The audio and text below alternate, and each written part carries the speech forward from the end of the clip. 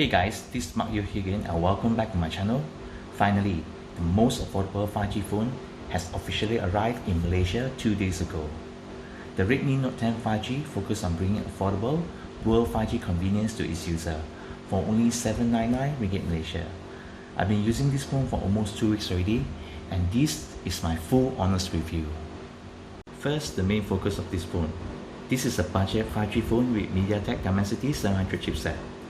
This chipset supports dual SIM cards, dual standby functionality on 5G, allowing both SIM cards to be connected at the same time. You must be wondering, why would you want two active 5G SIM cards? The answer is simple.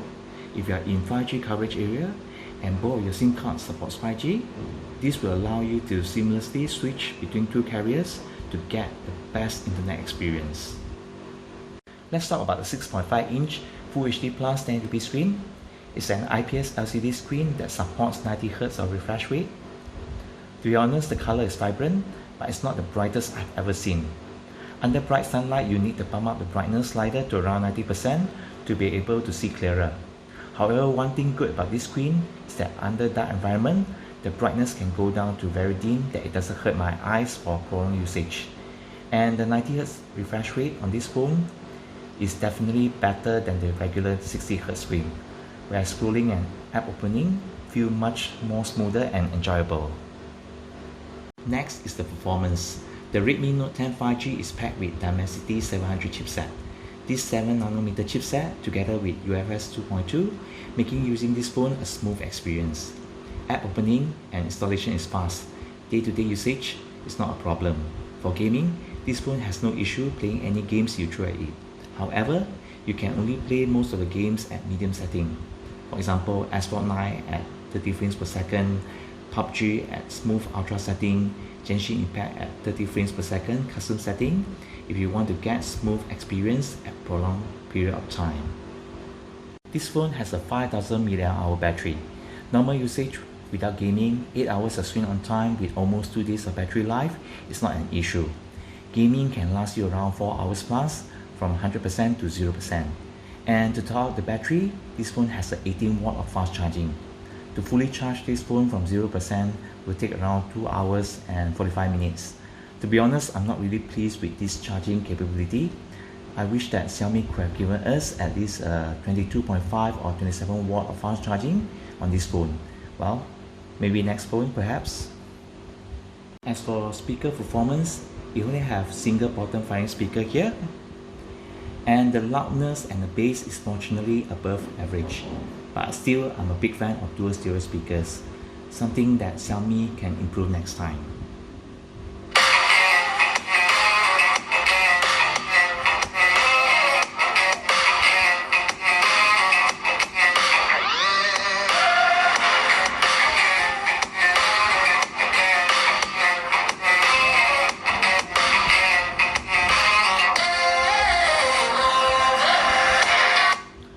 So what do you think?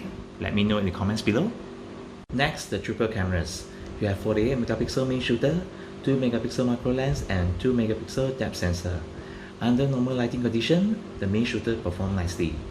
As for macro lens, nothing impressive. It gets the job done and you can't really get very close to the subject. As for the night mode, it's not that good to be honest, but to be fair, most phones at this price point also have difficulties taking good night photos. I wish that Xiaomi could have given us ultra-wide lens instead of this macro lens. And you guys can check out the photos I've just uploaded to my Instagram. As for video, this phone can take 1080p video at 30 frames per second with no stabilizer. But the video turned out to be good if you take it at minimal walking movement. And the macro camera can also take macro video, short, which I think is still okay. And you guys can check out a video sample shot after this.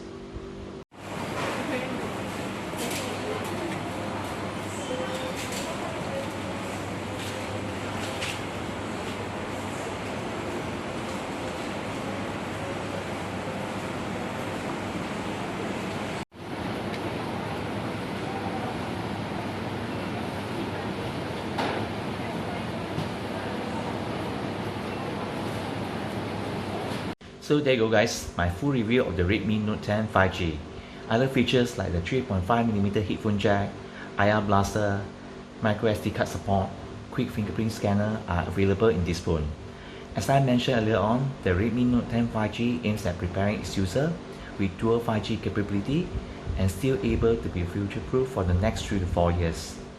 There are some corners cut nicely by Xiaomi, but to me it's still acceptable to be able to reach this price point at 799 ringgit Malaysia. So let me know if you have any questions and comments below. Until then, take care, stay safe, and peace guys.